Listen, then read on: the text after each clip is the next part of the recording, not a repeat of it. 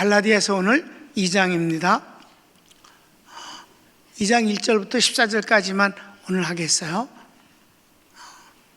먼저 제목은 유대인과 이방인에 대한 복음 적용의 차이점.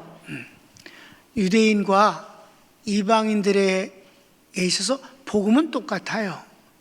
이제 다음 주에 할 때 의로워지는 것은 유대인이나 이방인이나 똑같다. 오직 예수 그리스도를 믿는 것 외에는 없다. 그런데 적용에 있어서 차이점이 있다는 것을 말하는 것입니다. 이것은 여기서 나오는 그 차이점이라는 것은 할례를 받는 것이냐 안 받는 것이냐 하는 문제점에서 그래요. 구약에서는 하나님의 사람으로 구별하는 고백이 할례예요. 그러니까 유대인에게 있어서는 할례는 아주 절대적인 거예요. 태어난 지 8일 만에 받는 것이 남자에게만 행하는 바로 할례입니다. 여자는 그런 것을 하지 않아요. 이것은 하나의 그래서 상징인 것입니다. 여자는 그 남자 안에 포함되어 있을 뿐이에요. 그러나 신약에 와서는 모두 다 주님을 직접 고백하는 세례를 받게 되는 것입니다. 그게 훨씬 더 복음적이죠. 남녀가 차별이 있어서는 안 되잖아요. 그럼 유대인들이 할례를 받는 그 자체는 구약적인 면에서 하나님의 명령이고 하나님이 정하신 의식입니다. 그걸 나쁘다고 말하거나 폐지하라고 하지 않습니다. 그러나 이방인에게 할례를 요구하는 것은 율법주의에 속하는 것이에요. 그러니까 차이점이 그래서 있다는 것입니다. 이해되셨습니까? 그러니까 바울이 제자를 둘을 세우는데 하나는 디모데요, 하나는 디도입니다. 디모데는 유대인이에요. 그렇기 때문에 이방인 나라에서 만난 디모데를 할례시켰어요. 여러분, 할례나 무할례가 무슨 소용이 있겠느냐라고 했는데도 불구하고 유대인이니까 할례를 하는 것이 덕스럽다. 유대인들에게 복음이 막히지 않게 하는 것은 중요하다. 그러나 디도는 헬라인이에요. 근데 네가 왜 유대인도 아닌데 할례를 할 게 뭐 있겠는가? 그러니까 할례를 하지 않게 했어요. 여기선 이제 디도를 데려갔기 때문에 유대인들이 아무리 욕을 해도 당당하게 할례를 시키지 않으므로 복음을 복음되게 한 것이고 지킨 것입니다. 내용을 이제 다 얘기했어요. 내용을 한번 보도록 합시다. 1번 14년 후 사도 바울은 바나바와 함께 디도를 데리고 예루살렘에 갔을 때 계시에 의한 복음을 사도들에게 알린 것은 선교 사역이 헛되지 않게 하려 함입니다. 여러분, 이제 사도 바울이 다메섹에서 도상에서 예수님을 만났어요. 거기서 복음을 전하고 마침내 도망을 가갖고 아라비아 사막에 들어가서 3년간을 기도했습니다. 그리고 기도가 끝난 뒤 다시 다메섹을 거쳐서 예루살렘으로 들어갔어요. 그런데 그때 사도들이 바울 만나기를 두려워했어요. 그것은 사도 바울이 가짜일까봐가 아니에요. 신분의 엄청난 차이 때문에 자신들은 그저 학교 공부도 못했고 어부 출신이 대부분인데다가 사도 바울은 어마어마한 신분이잖아요. 가말리엘의 후계자란 말입니다. 대단한 존재란 말이에요. 그런 나라는 로마에 의해서 식민지가 됐지만 자체기구인 사내들인 공회를 그 위를 넘어서 유일한 지도자, 민족주의자가 그 지도자가 가말리엘이에요. 그 가말리엘에게 모든 걸 물었다고, 예수님에 대해서도 물었다고. 그랬을 때 가말리엘이 예수님에 대해서 뭐라 했어요? 너희가 조심해라. 하나님이 만일에 보내신 분이라면 너희들은 큰 죄를 범하는 것이다. 그러니까 성급하게 판단하지 말라. 이게 가말리엘의 대답인데 지혜로운 대답이었어요. 바울은 바로 그 가말리엘의 후계자로 지목된 사람이에요. 대단한 인물이란 말입니다. 그런데 이가 그렇게 핍박을 하다가 하나님 예수님이 만나시고 불러셔서 이렇게 귀한 사람이 됐고, 지금 아라비아에서 3년간이나 기도하고 돌아왔다. 안 만나려고 그랬어요. 베드로가 만났고, 예수님의 친동생 야고보가 예루살렘 교회 담임 목사님이니까 만나서 잠깐 나누는데 15일간만 머물렀다가 고향 다소로 가서 11년을 있었습니다. 그동안에 전부 합쳐서 14년 동안 계시를 받은 것입니다. 그래서 여기 갈라디아서 2장 1절에 나오는 14년이 그것을 연도를 확실하게 정리해 준 거예요. 3년과 11년 합쳐서 14년. 그를 바나바라는 사람이 다소까지 찾아가서 바울을 권면해 가지고 이방인 교회가 첫 번째 세워졌습니다. 안디옥에. 우리 거기 가서 복음을 전합시다. 두 사람이 같이 가서 안디옥 교회에서 복음을 전하면서 목회를 같이 했어요. 그러다가 그 안디옥 교회에서 두 사람을 안수하여 선교사로 파송하게 된 것입니다. 그래서 주의 일을 하게 된 것이 믿으십니까? 이랬는데 안디옥 교회에서 무슨 문제가 생겼어요? 안디옥 교회 자체에서 생긴 건 아니지만은 예루살렘 교회가 가까우니까 안디옥이 예수님을 믿은 유대인들이에요. 안 믿는 유대인이 아니라 예수님을 믿은 유대인들이 무엇을 주장하느냐 하면은, 물론 예수님은 하나님이 우리에게 보내주신 메시아이면 틀림없다, 그리스도다. 그런데 그분만 믿어서 구원을 얻는 게 아니라 그 몇천 년 동안 하나님께서 우리 민족을 선택하시고 주신 율법과 그리고 모든 의식이 우리에게 꼭 필요하다. 그걸 버려서는 안 된다. 그러니까 할례도 받아야 구원을 얻는다. 율법도 지키는 것이 구원의 조건이다. 이렇게 말한단 말이에요. 왜? 그걸 없애버리면 이방인과 유대인의 차이점이 없으니까 자기네들은 빨개 벗겨진 것과 같으잖아. 자존심이 상하잖아. 그러니까 그걸 고집할 만하다고 나는 생각해요.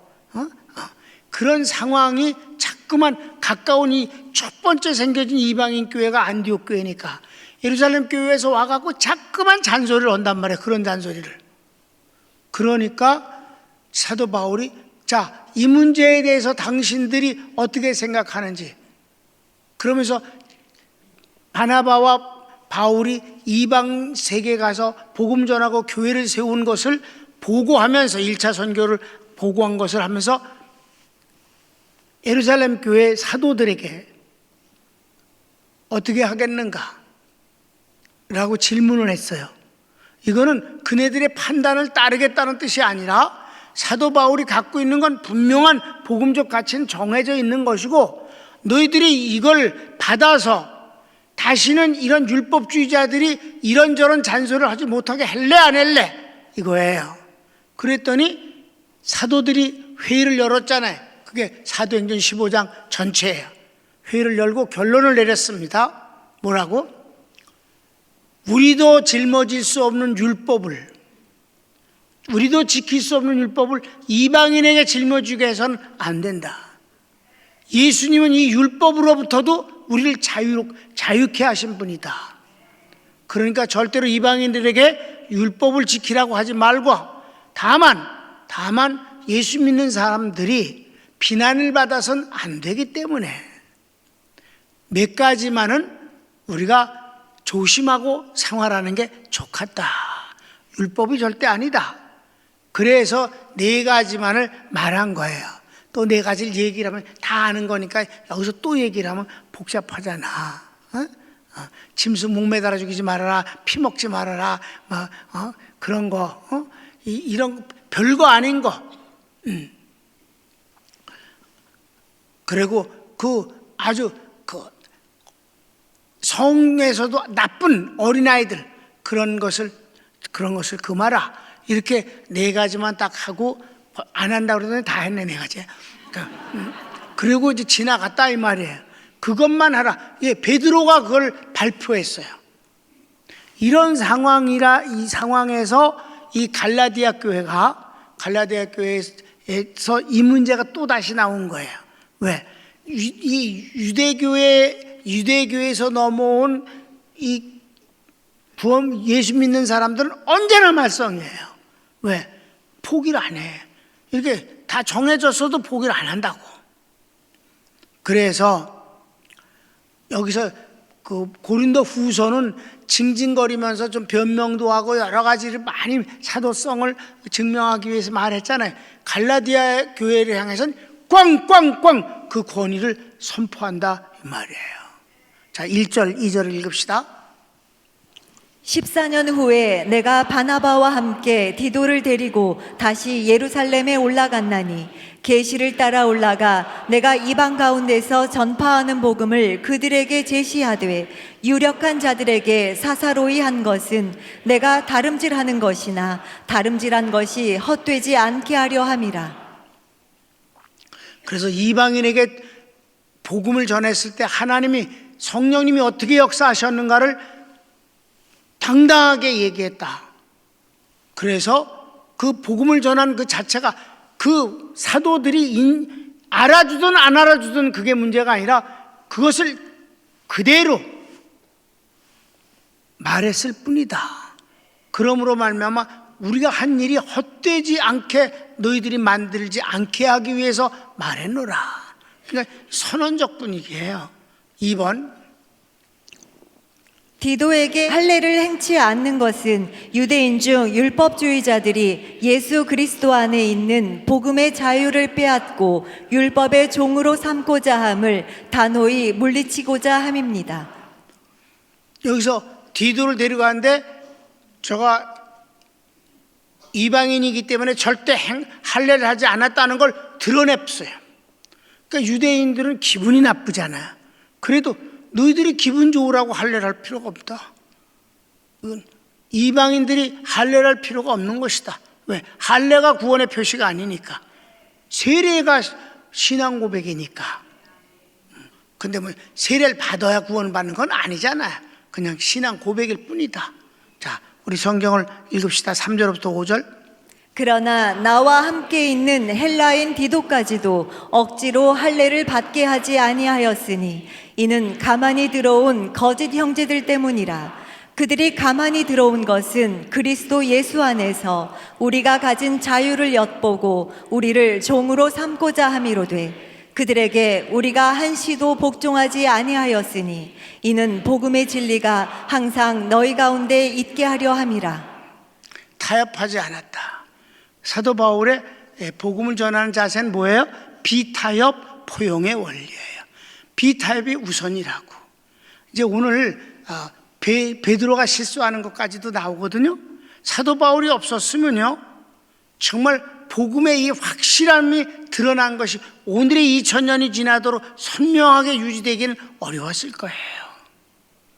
자, 3번 읽읍시다. 베드로가 유대인의 사도인 것 같이 사도 바울은 이방인의 사도임을 다른 사도들은 확인했습니다. 이는 주님께서 주관하시는 일입니다. 이를 베드로와 야고보와 요한 사도가 주 안에서 받아들이고 악수했습니다. 그러니까 영역이 다른 것이다. 이방인에게 바울이, 그리고 바나바가, 그리고 베드로들은 유대인에게 복음을 전하는 것이, 이것은 하나님의 섭리의 가운데서 그저 상대가 다를 뿐이지 복음은 하나다. 혼란되는 것이 아니다. 다만 유대인이 할례를 받는 것이 원한다면 그거 거부할 일이 없다. 할례 받으면 된다. 전통적으로 한 것이. 그런데 이방인에게 그것을 요구하는 것은 잘못이다. 왜? 할례를 받고 안 받고가 중요한 게 아니라 예수님을 믿는 것이 더 중요한 거니까, 그게 진짜니까 그 얘기를 한 것이고, 이거를 다른 사도들도 다 좋게 여겨서 다 인정하고, 우리는 그래 유대인에게, 당신은 이방인에게, 이래서 악수함으로써 그 사도성을 인정해 줬다는 거예요. 이해됐습니까? 그러니까 진짜들은 서로 다 복음의 진리 안에서 하나가 되고 다 이해를 했어요. 근데 유대인들 밑에 있는 애들이 가만히 들어온 것들이 언제든지 이렇게 속을 새기는 거지. 그러니까 나중에는 전부 다 그건 다 떨어져 나갔어요. 그래서 이방인들만 예수님을 믿게 됐지. 지금 그렇잖아요. 그렇지 않았으면 유대교에 의해서 기독교가 침식당했을 거예요. 또 잘못된 이단 캐톨릭에 의해서 한바탕으로는 망할 뻔한 것을 루터가 종교개혁을 일으킴으로 다시 말씀으로 돌아가는 것은 아주 다행스러운 하나님의 축복이다. 자, 성경을 읽읍시다. 6절부터 10절. 유력하다는 이들 중에 본래 어떤 이들이든지 내게 상관이 없으며 하나님은 사람을 외모로 취하지 아니하시나니. 여기 설명할게. 이게 유력하다는 게 뭐냐면 사도들 말하는 거예요. 사도들이 유력하다고 그러는데 뭐 난 그들이 특별하다고 보지 않는다. 얘기해 쉽게 말해서. 계속해서 저 유력한 이들은 내게 의무를 더하여 준 것이 없고 도리어 그들은 내가 무할례자에게 복음 전함을 맡은 것이 베드로가 할례자에게 맡음과 같은 것을 보았고 베드로에게 역사하사 그를 할례자의 사도로 삼으시니가 또한 내게 역사하사 나를 이방인의 사도로 삼으셨느니라. 또 기둥같이 여기는 야고보와 게바와 요한도 내게 주신 은혜를 알므로 나와 바나바에게 친교의 악수를 하였으니 우리는 이방인에게로 그들은 할례자에게로 가게 하려 함이라. 다만 우리에게 가난한 자들을 기억하도록 부탁하였으니 이것은 나도 본래부터 힘써 행하여 왔노라. 맨 마지막에 가난한 사람들을 좀 관심 있게 돌보아 줬으면 좋겠다. 알았어. 원래 그건 당연한 거지. 이렇게 해서 악수를 이미 다 했다 이 말이에요. 알았습니까? 이견이 하나도 없었어요. 복음을 전하는 상대가 다를 뿐이지. 자, 10절까지 했고 이제 오늘 한 가지만 더 하고 마치겠어요. 베드로의 실수. 베드로가 실수를 했는데 이건 베드로만 실수한 게 아니라 이것을 여기서 사도 바울이 면전에서 헬라어 원전을 보면 즉시 면전에서라는 게 나와요. 아주 강조형이에요. 베드로가 욕 되게 먹었어 바울한테. 무슨 일 때문에 그러나 읽어봅시다. 베드로가 안디옥 교회에서 예루살렘 교회로부터 방문한 유대인들을 두려워하여 피했는데 이유는 이방인 교인들과 함께 식사한 것이 책망을 받을까 함입니다. 베드로의 행동을 보고 다른 유대인들과 심지어 바나바까지 외식에 유혹됩니다. 그러니까 너무 잘 알고 있었어요. 이방인과 유대인이 차별이 없다면 오직 예수님을 통해서 구원하는 것을. 그런데 율법은 뭐라고 되어 있냐면 유대인들은 이방인과 밥 먹으면 안 된다고 그랬어요. 그게 율법에 있다고 아주. 식사도 하지 말라고. 그런데 이방인들하고 밥을 같이 시덕거리고 신나게 안디옥 교회 이방인들하고 밥을 먹는데 갑자기 예루살렘 교회에서 유대인들 교인이 온 거예요. 그러니까 베드로가 도망가 버렸어요. 그러니까 이게 아주 너무 오래 찌들어 있는 그 유대인의 선민의식과 율법 때문에 자기도 모르게 그따구 짓을 하게 된 거예요. 그러니까 베드로가 도망가니까 다른 사람들도 애구 같이 도망가고 심지어 바나바까지도 유혹을 받았다. 자, 어디 성경을 읽어볼까요? 11절부터 13절까지 시작. 게바가 안디옥에 이르렀을 때에 책망받을 일이 있기로 내가 그를 대면하여 책망하였노라. 야고보에게서 온 어떤 이들이 이르기 전에 게바가 이방인과 함께 먹다가 그들이 오매 그게 할례자들을 두려워하여 떠나 물러가매 남은 유대인들도 그와 같이 외식함으로 바나바도 그들의 외식에 유혹되었느니라. 그러니까 이거는 깊이 생각해서가 아니고 그냥 즉각적인 어떤 상황의 반응이에요. 오래되어져 있는 그 의식이 나도 모르게 드러난 거예요. 전혀 그래서는 안 되잖아요. 그러면 이방인들이 어떻게 받아들이겠어요?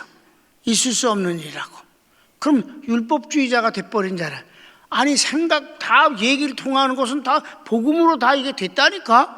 그런데 이렇게 외식을 하게 됐단 말이에요. 이게 그러니까 우리가 복음으로 훈련되어지고 거기에 복음의 사람이 된다는 건 찌들었다는 뜻이야. 완전히 그 단무지처럼 돼야 돼. 무가 단무지가 돼야 돼. 복음으로. 이 사람들은 뭐로 됐어? 율법의 단무지가 됐잖아. 그러니까 물에 씻기는 씻었는데 보니까 역시 단무지 속은 그렇게 된 거야. 베드로가 그러니까 다른 사람들 따라서 왔고, 심지어 바나바까지. 야, 이건 대단하다. 이 부분을 읽으면서 진짜 복음으로 확실하게 하는 것이 중요하다. 이제 마지막이야. 2번. 사도 바울이 즉시 베드로 면전에서 질책합니다. 즉시 면전에서야. 그러니까 베드로 입장에서 봤을 때 진짜 너무 기분 나쁘잖아. 자기는 예수님과 더불어 3년 동안 그렇게 하고 막 그러고 그랬는데, 그래서 자기가 수제자로 좀 그래도 언제든지 뭐 있으면 지가 나서고 뭐든지 그렇게 하는데, 그거 잘못했다고 그냥 사람 다 있는 데서 즉시 면전에서 야단을 쳤다니까. 도망가다 잡혀서 와서 욕을 먹었는지, 도망가려고 일어섰다가 욕을 먹었는지 그 상황은 모르겠어. 성경이 자세하게 안 하니까. 근데 즉시 면전에서라고 그러면 멀리 두면 도망 못 갔을 거야. 자, 성경을 14절 읽고 봅니다. 마칩니다. 그러므로 나는 그들이 복음의 진리를 따라 바르게 행하지 아니함을 보고 모든 자 앞에서 게바에게 이르되, 내가 유대인으로서 이방인을 따르고 유대인답게 살지 아니하면서 어찌하여 억지로 이방인을 유대인답게 살게 하려 하느냐 하였노라. 지금 읽은 성경은 이렇게 편안하게 번역이 돼서 그런데, 내 성경은 즉시 면전에서 질책했다. 사람들 앞에서 내가 어떻게 그렇게 외식하느냐, 그래 놓고 어떻게 유대인 이방인들에게 복음의 자유를 누리라고 하겠는가. 네가 유대인이면서 유대인 같지도 않고 이방인들에게 그러면 어떻게 하란 말이냐. 야단 되게 쳤잖아. 근데 베드로가 덤볐다는 소리가 없어, 성경에. 재밌어. 오늘도 강의를 하면서 우리가 말씀대로 하면은 꿀릴 게 없다. 말씀대로 하면 후회할 일도 없다. 말씀대로 하면 어떤 인간 앞에서도 떳떳하다. 왜냐하면 내 말이 아니고 하나님의 말씀이니까. 그건 하나님이 책임지시는 일이니까. 손을 모읍시다.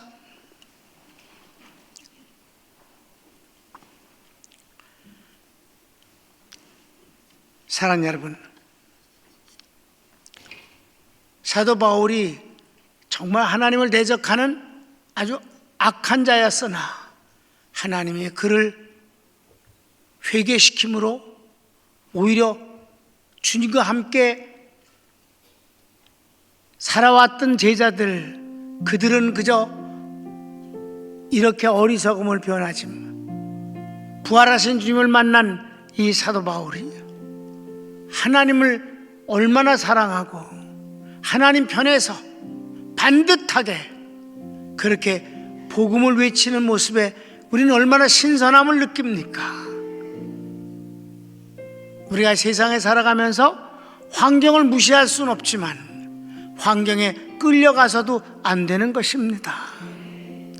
난 여러분들이 주님과 더불어서 환경과 싸우는 게 아니라 환경을 다스릴 수 있었으면 좋겠습니다.